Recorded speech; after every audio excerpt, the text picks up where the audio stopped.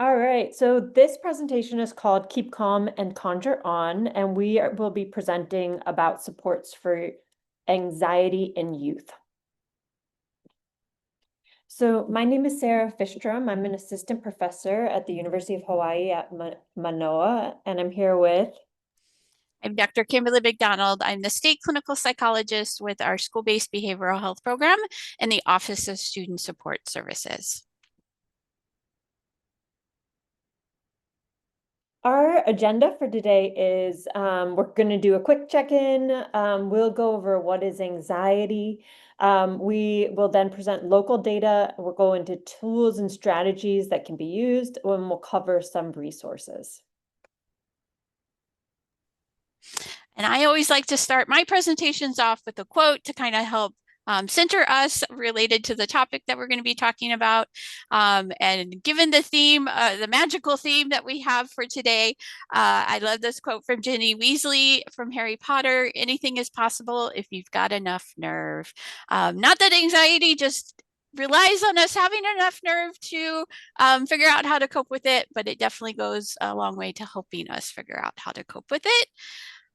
And although we're not in person and doing a check-in, we usually like to do that as the start of a presentation as well. So if you're watching this as a recording, we do encourage you to take a moment. You can either pause or just listen to my voice for a moment and do a personal check-in of where you're feeling today. We are going to be talking about an emotion of specifically anxiety, and sometimes that can kind of lead to different feelings in people, but it's always good to kind of take a second to ground ourselves before we enter into a topic. So take a moment for that, and then we will jump right in with Sarah talking about what is anxiety. Yeah, so I'll quickly just share why I'm presenting about anxiety just quickly. It's because some of my research addresses anxiety and how it's related to students with learning difficulties, specifically with reading difficulties. And so a lot of the work I'm interested in has to do with how do our emotions impact learning. And so that is why I'm here with you all today. And what is anxiety? Anxiety, or like, why are we going to talk about it? Anxiety has been deemed a public health crisis, and it's a leading mental health concern in youth. Anxiety is a normal part of everyday life. And actually, I'll briefly talk about this on the next slide, but sometimes we see that anxiety can actually be positively associated with learning. Or so in this sense of that it's normal, it's not all bad. It can be a little bit confusing, but in the literature with learning, we see often that anxiety hinders learning. It can cause a distraction. It can be something that creates a barrier for students. So it's a feeling characterized by tension, worried thoughts, and physical change. For example, increased blood pressure, shakiness, and we'll go into more of this later. So this is what I was just mentioning, is that a certain amount of anxiety can actually help with awareness, alertness, vigor, motivation, and productivity. But there's this peak point where a person is able to cope with their anxiety, that if it gets too high, and they don't have the strategies to manage it, it can actually impact concentration, problem solving, and cognitive and working memory. So we know that pre-pandemic anxiety was already pretty high, 7.1%. Clinical anxiety of children had clinical anxiety symptoms, and then we know that this amount skyrocketed after the COVID-19 pandemic. So this is even more urgent now that we consider how is anxiety present in children in schools and how is it impacting their learning. We also know that there's a lot of different types of anxiety. And I think we can go on. So we know, okay, I'll mention it. Yeah. Well, so social anxiety, of course, impacts schools. Being sensitive to what your teacher, your friends think of you. Generalized anxiety certainly impacts general life and learning, specific phobias, post-traumatic stress, panic, separation anxiety, agoraphobia. But what I'm going to talk about a little bit more is academic anxiety. So academic anxiety is situation specific. It has to do with a response related to educational settings. So that means that we have academic anxiety in a certain subject, for example, math anxiety, reading anxiety, foreign language anxiety, or it can also be a certain specific situation, such as being afraid of being evaluated, such as test taking anxiety.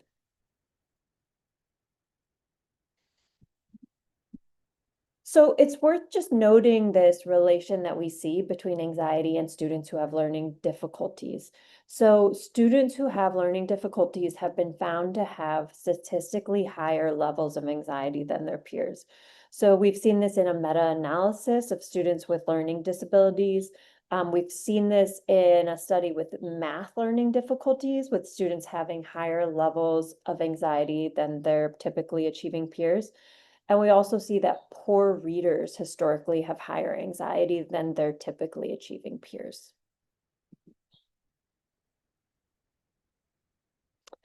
And it's important to address that how anxiety impacts students with learning difficulties because it's quite cyclical. So students have a finite amount of resources. Students allocate resources differently depending on their academic skill. So if a student is focused on their anxiety, they have a stomach ache, or they're worried, or they're not feeling well and they're not even present for school, then what happens is that this negatively impacts learning, which then causes an increase in anxiety, leading to this continuing on and on. All right, passing it over to Kim. So I'll jump in here real quick. We wanted to talk a little bit about some of the warning signs that are related to anxiety. As Sarah mentioned, there's a variety of clinical diagnoses that are related to anxiety. Actually, I realized there was one on there, or one that wasn't on there, which is selective mutism, which we see mostly in children, or start in children, and it is an anxiety-based disorder as well, where kids don't talk in oftentimes in school because of the anxiety they're experiencing. Some of the warning signs, we're going to break it down into 3 areas. The first one begins with behavioral signs. So we'll see that avoidance, and we're going to talk about this a little bit more, or I'll talk a little bit more about it coming up, and how that can be very reinforcing within the disorder. Sometimes our kids will freeze and not give a response when we expect them to. Then we may see separation issues, some perfectionism, physical complaints, which is actually going to be its own category.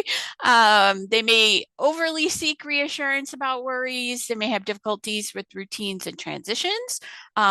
And oftentimes changes in routines and transitions can be difficult because that can elicit an anxious response. They may feel restless, fidgety, have difficulty sitting still, have tantrums, meltdowns, and aggressive outbursts. Sometimes we're going to notice a lot of these warning signs also may be related, or we may see in other disorders like attention deficit hyperactivity disorder, oppositional defiant disorder. So that's where having a clinical professional help review your child's needs and symptoms that they're presenting, and kind of tease out where some of those may be coming from. So the fact that they display any of these symptoms doesn't automatically mean they have a disorder, but it may, having multiple or having them at a level, a higher level, may indicate that further I don't want to say assessment, but further evaluation is needed to determine what might be going on with your child. Not turning in homework, difficulty keeping friends, and repetitive behaviors can also be our behavioral signs of anxiety. Some emotional signs, we may kind of think these are kind of our stereotypical anxiety presentations, include excessive worry, fear about having fear about many things, the irritability, anger, and frequent moodiness. Sometimes this may seem incongruent, that someone who's feeling anxious is irritable or presenting as irritable, but especially with kids, a lot of emotional challenges will present as irritability, just because they're not feeling good and they don't know what else to do but respond that way. Kind of feeling on edge, tense, or wound up, having an intense self-consciousness or a fear of embarrassment, low self-esteem and frequent self-criticism, difficulty concentrating due to worry, and feeling overwhelmed.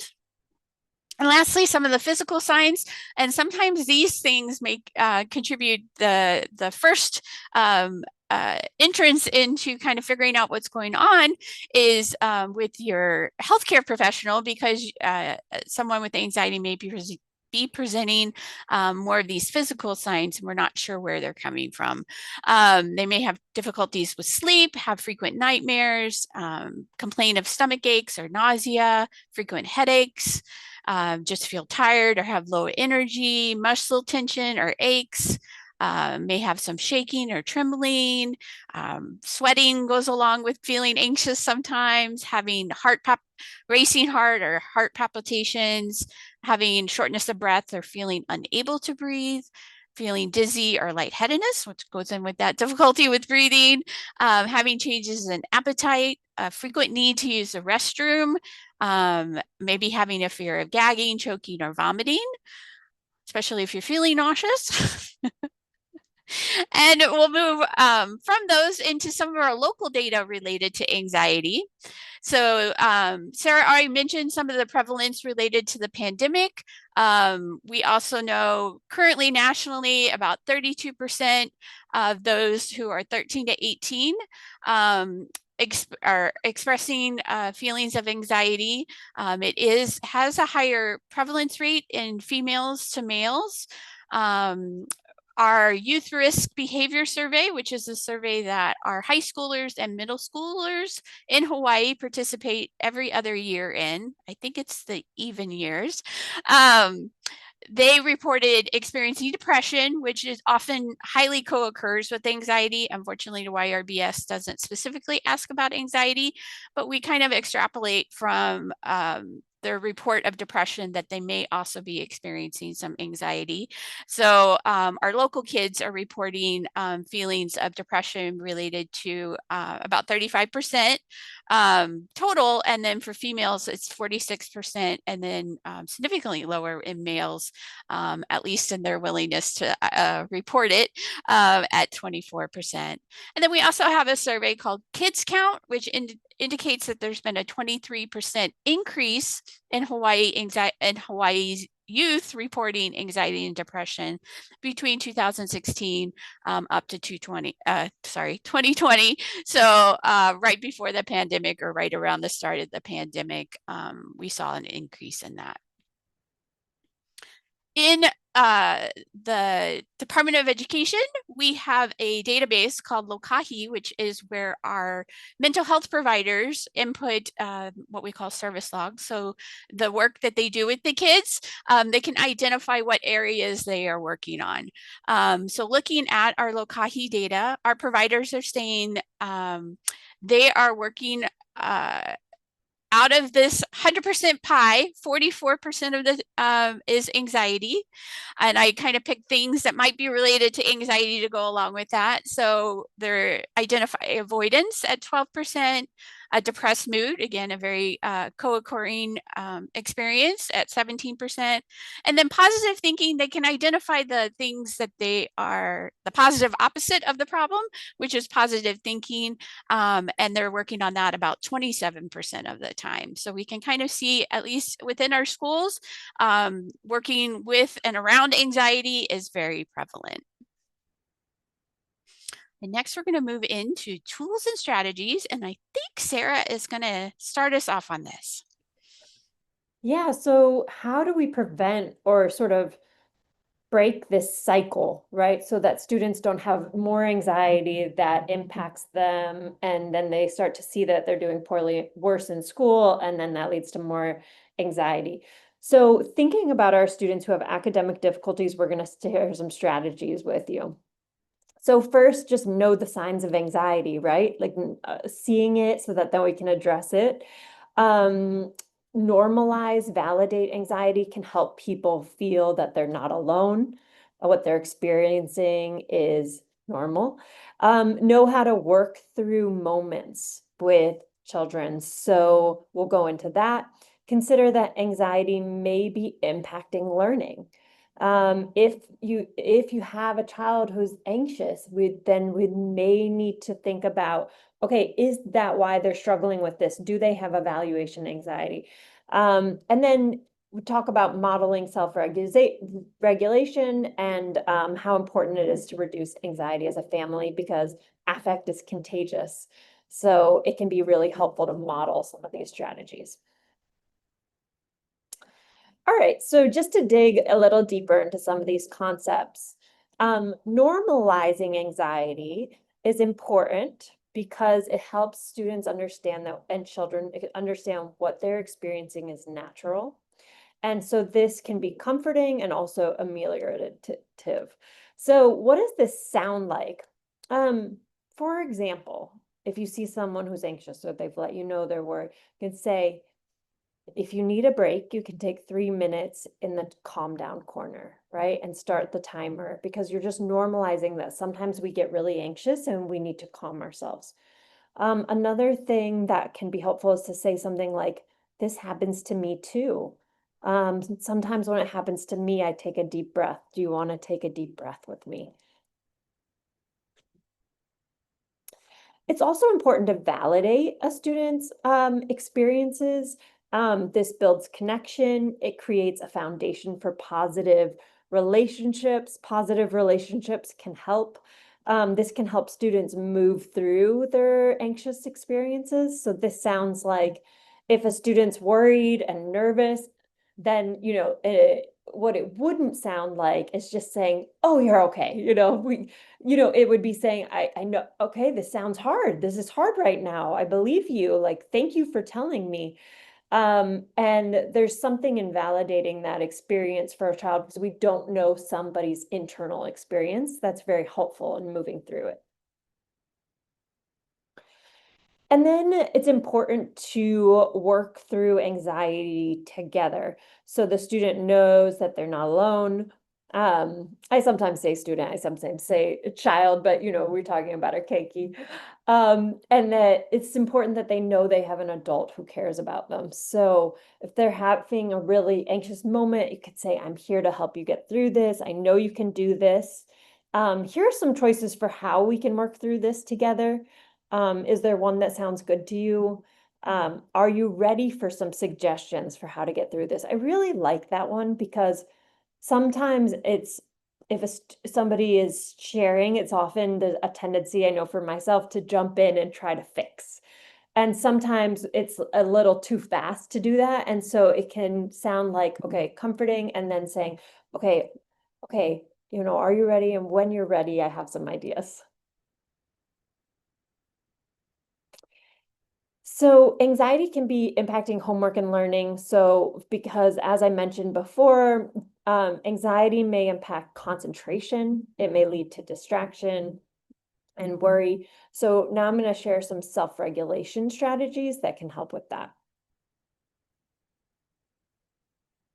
So this is something that, it works for adults as well. And it's just one of those things that sometimes it feels really intuitive and easy, but we sometimes forget that, okay, if we have a big task, breaking it down into very small bite-sized pieces can really help. And so if everything feels overwhelming, it can be really helpful to teach, to model how to break down an assignment or a task. Um, an assignment calendar can also help, just because helping to sort of organize, so that you're getting everything down on the page and sort of thinking through, how might I break this down? Where might these when might I work through this? Calendar, it may be something that we think is intuitive, but something that really needs to be taught.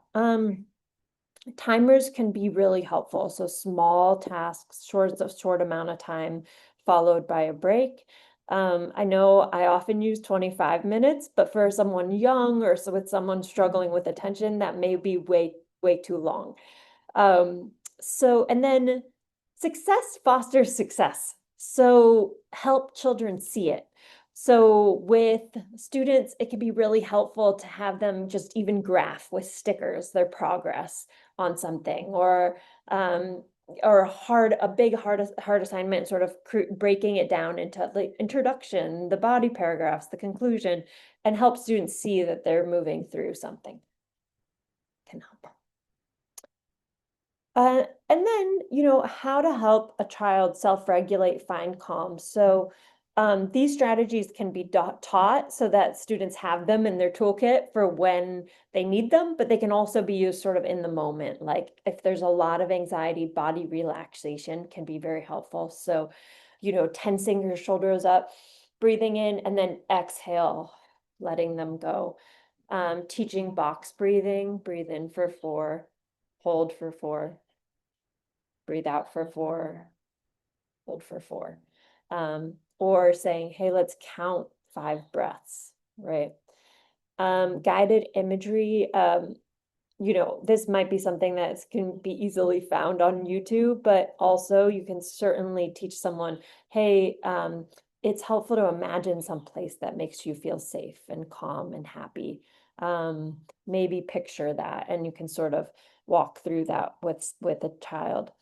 And then positive self-talk is really important. And so if a student says, I can't do this, there's no way, I'm not good enough, call that a red thought.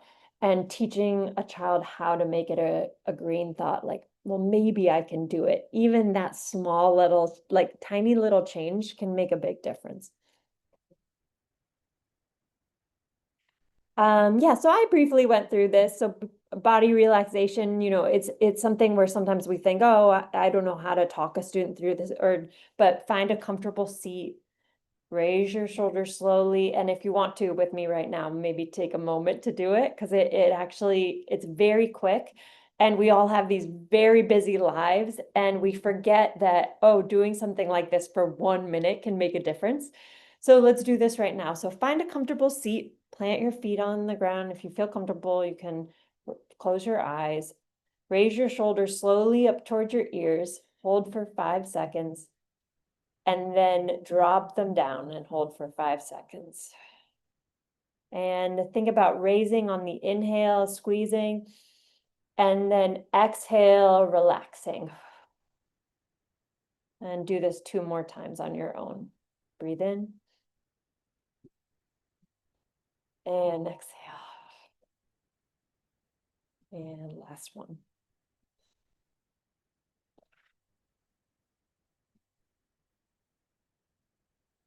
All right. Yep, and I went over this guided imagery. So picture a place that makes you feel relaxed. Can you hear the sounds? Can you feel the sand under your feet? And again, you can combine this with a relaxation technique. And then self-talk, the red thoughts and the green thoughts, like I said. And just thinking, red thoughts are in your mind, like, I wonder if I did my history homework correctly, or do you think we'll have a pop quiz? And stepping back and identifying this as a red thought and saying, okay, if we do have a pop quiz, I did my homework and I'll do the best I can do. Or just say, maybe we won't have a pop quiz. Like, it depends where someone's at, but just sort of thinking about red thoughts as not being helpful, right? And so how can we make this thought a little bit more helpful? And then lastly, I'll just mention reduce anxiety as a family, because we know that anxiety is contagious. Affect is contagious in general. So if we're really wound up after a long day, it's likely that that will, I want to say, like, wear off, like spread.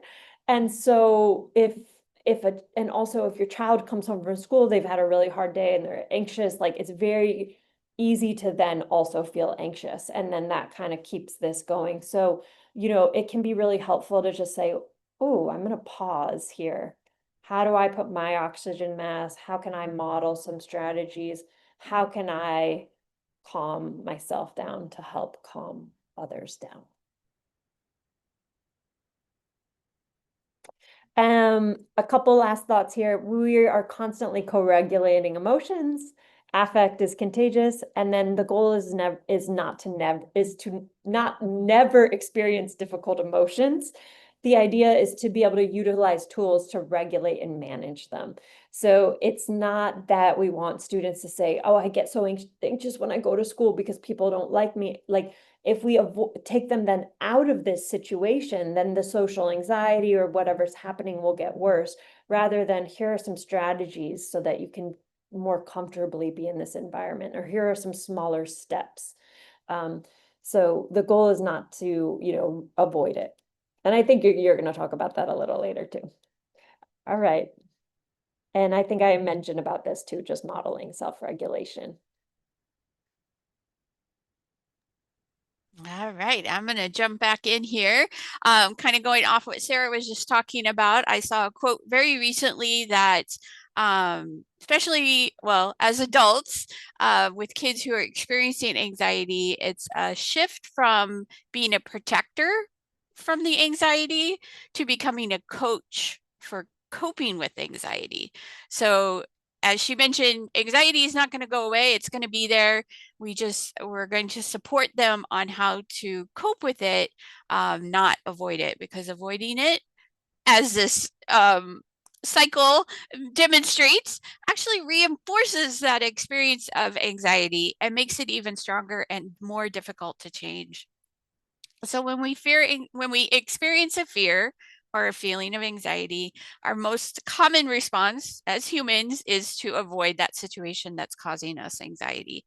There can be various reasons why something is causing us that fear, and part of working with a counselor is to determine whether that anxiety is a true anxiety situation, or a false alarm of anxiety. A lot of people who experience anxiety have the same response to that false alarm as they do to a true alarm for anxiety. So we're going to work on helping them differentiate those two situations. So we feel a sense of relief, we get reinforced by that avoidance of that feared situation, which causes us to be even more anxious and lose confidence that we're going to be able to deal with that anxiety in the future. So we avoid even more. So part of what we're going through in all of this is helping the kids figure out how to differentiate what's a true anxiety provoking situation, or a true situation that we need to respond to with fear, versus a false alarm.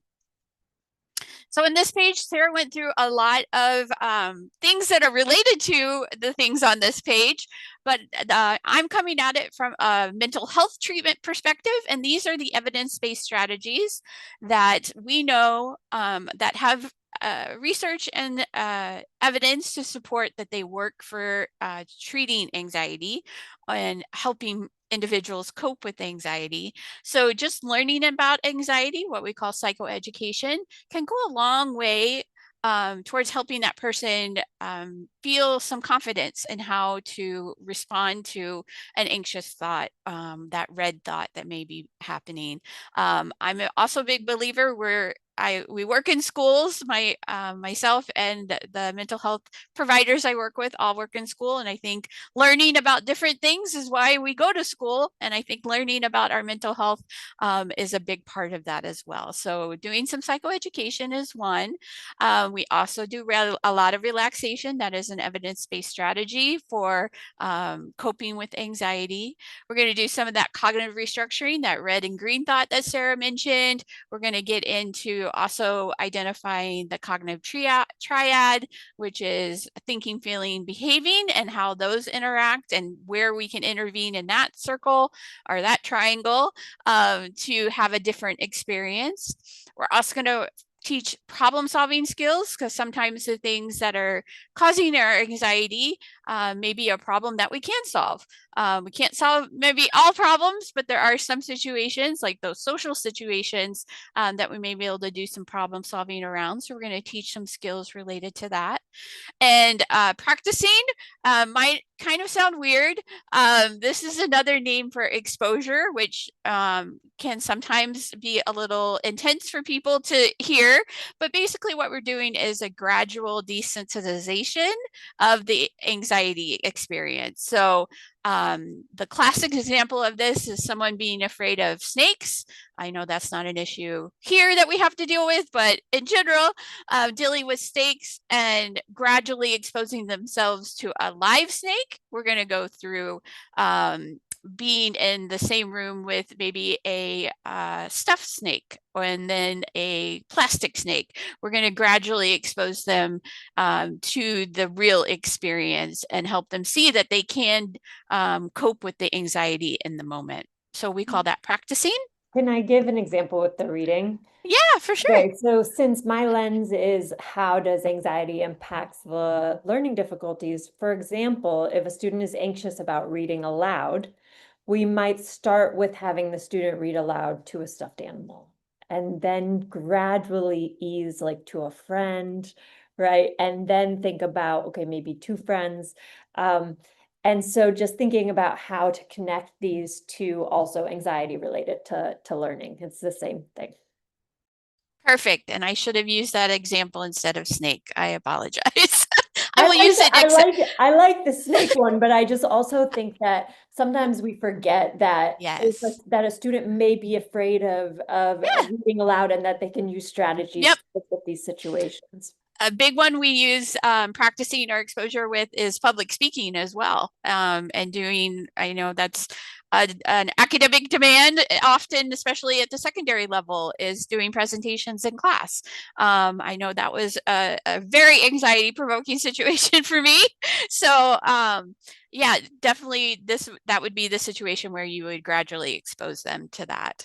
And then social skill building. So sometimes kids who are anxious, again, have social anxiety, but may not have actually the skills to know how to interact with others. So that kind of leads them to having negative experiences with others, which reinforces that feeling of anxiety that they can't, or that miscognition of that they can't do something related to a social situation. So we're going to teach those social skills and help them learn how to interact with others. Again, some of these have already been covered, so I'm going to go through them a little bit quickly. Some practical strategies. We're aiming for management, not elimination. As the Sarah talked about, kind of the curve. Some anxiety is good. If we didn't have any anxiety, we wouldn't accomplish much in our lives. I can't imagine not having any anxiety. But I'm sure there are people that feel they have, but some anxiety is good. We don't want to accommodate that avoidance, as we mentioned. We want to validate those feelings, not the fears or those misconceptions, those false alarms. We want to express confidence in their ability to cope. Not that there's not anxiety, but in their ability to cope with it.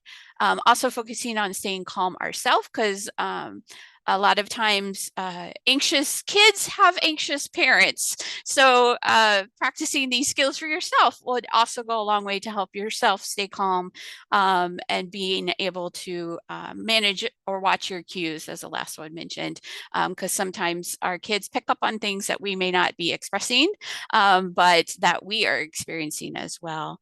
Just listening attentively and being open to hearing your kids' feelings and thoughts about different situations can go a long way. Using those open-ended questions, try not to guide them to experience or questioning anxiety in a specific situation, but just asking about their feelings in different situations. We want to maintain routines. As I mentioned, sometimes those routines can be difficult because when they have to change, we want to plan for those transitions or those changes and the stress that that may cause. And this is where I would look at using some kind of distractions, because oftentimes the worst part of anxiety is the anxiety before whatever we're thinking about is or happens. So using some distracting activities during those times to keep our thoughts from ruminating about what may be causing us anxiety can be very beneficial. We don't want to distract from the anxiety. We just want to distract from that getting stuck in that cycle. We want to praise their effort and their bravery. We want to avoid punishment and maintain appropriate expectations. And lastly, I can't remember, Sarah, did you do this one or you want me to? I did it. I think that just like, you know, thinking about anxiety is normal. When does it become a concern where we need to seek support or where we may, for either ourselves as parents or as for our children, right? Um, and so generally the rule of thumb is if there's a distressing symptoms that have lasted for 2 weeks or more, such as, and this is not a hard rule, right? Because it's very individual, and can feel free to add to this, but I think it's just really important to say we can do all these things, right? Like we can self-regulate, we can pay attention with learning and help teach self-regulation strategies. There's all these things we can do, and sometimes we need to seek support. And it's also removing the stigma from that. And so this can just sort of be a starting point if it's really negatively impacting your day-to-day life for more than 2 weeks in some type of way. Yes, for sure. It again, it's not the experience of one of these symptoms or even multiple of these symptoms. It's really a constellation of challenges and how they're impacting the individual's functioning. So definitely, but when in doubt, seek out help. There's ways to get some feedback from professionals on where you may need to go with your individual child. So don't hesitate to reach out to others for it in that situation. And I think I did this one. So finding a provider, as I mentioned, reaching out for help, talking to your pediatrician can be a good first line. They deal with kids all the time, so they have a pretty good pulse on what is normal and what's not normal. Contact your health insurance provider if you're looking for a specific mental health provider. That's probably one of the biggest questions I get is who can I go to? And I always recommend to people to reach out to their health insurance to get a list of providers that are approved for their health insurance first. In the school setting, you can reach out to your student services coordinator, your school counselor.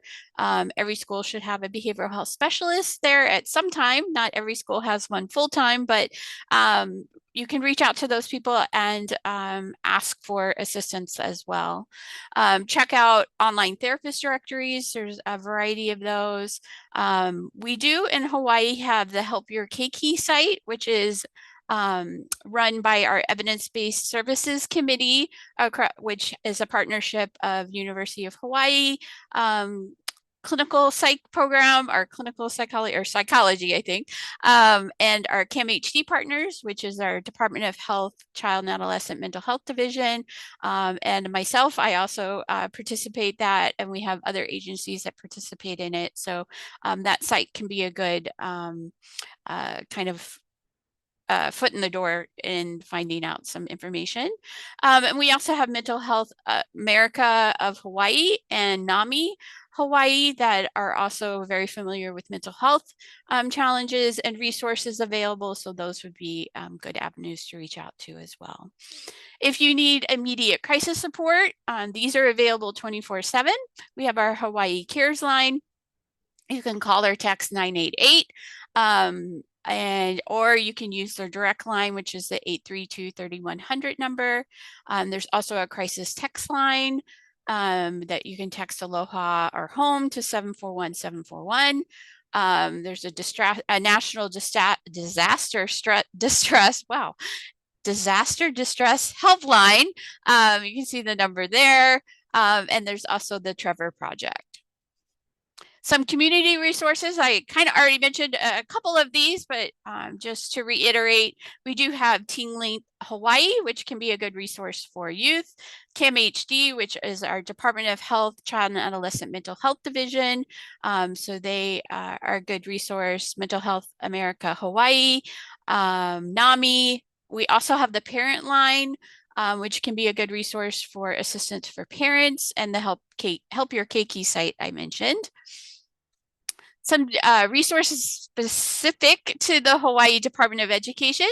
As I mentioned, reach out to your school counselor, behavioral health specialist. They both of those roles may or definitely, the behavioral health specialist definitely works with youth that has anxiety. School counselors, sometimes they are do more related to guidance or scheduling than maybe mental health support, but they can definitely help guide you in the way to go to find some resources to help. Within Hawaii, we also have our Here to Help DOE.com/families website, which is will help link to other resources that I'm going to mention. There's also Hawaii Keiki hotline, and a new resource, fairly new, it's about a year now. We've been Department of Education contracted with parentguidance.org, and I'm going to talk a little bit about more of that on this slide. So that specific resource has free parent coaching for any parent of a Department of Education student.